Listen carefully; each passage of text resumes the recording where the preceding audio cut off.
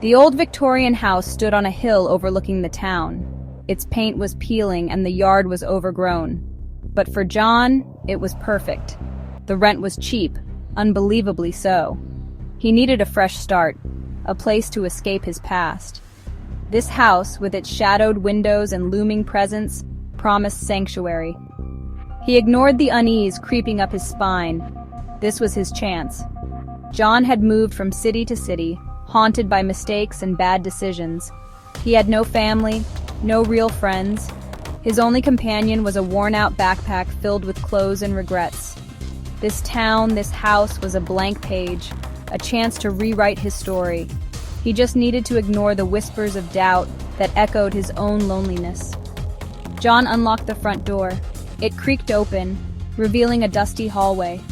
The air was stale, thick with the scent of decay and something else, something faintly sweet and nauseating. He stepped inside, his footsteps echoing in the silence. The house felt heavy, burdened by unseen things. A shiver ran down his spine, but he shook it off. He was home now, or so he thought. Days turned into weeks. John settled into a routine. He explored the town, finding solace in its anonymity. He spent hours in the local library, losing himself in books. But every evening he returned to the house. Its silence was both comforting and unsettling. He was utterly alone. The isolation began to gnaw at him. The phone remained silent, a constant reminder of his solitude. He tried to ignore the creaking of the house, the way the floorboards seemed to groan under his weight. He told himself it was an old house, settling after years of neglect. But deep down, a primal fear began to stir. One night he woke to a scratching sound coming from the basement door. His heart pounded against his ribs. He listened, holding his breath. The scratching continued, slow and deliberate. Fear, sharp and cold, shot through him. He was alone. No one would hear him scream. He lay there until dawn, the scratching a constant reminder of his vulnerability. The house was a labyrinth of dark hallways and dusty rooms. Each step he took seemed to echo his growing unease.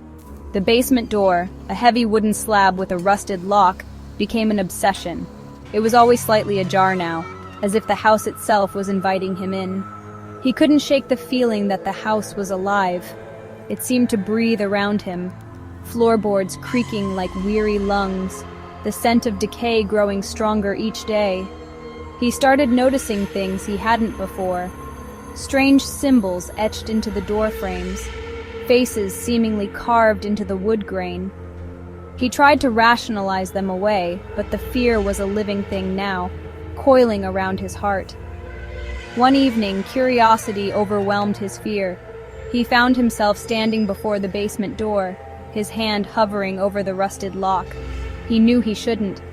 Every instinct screamed at him to turn back, but the house had a hold on him, drawing him towards its darkness.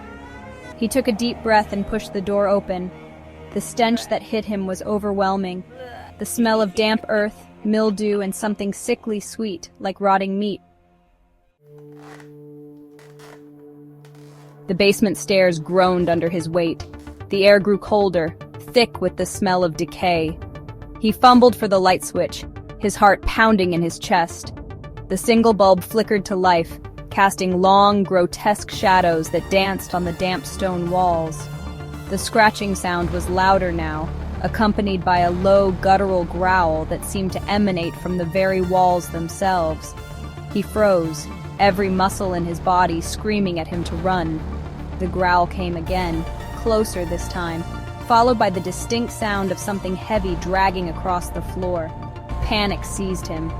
He stumbled back, his foot catching on a loose step. He fell, the back of his head connecting with the hard stone. As darkness closed in, he could have sworn he heard a whisper, a raspy voice that seemed to slither from the shadows. "Welcome home."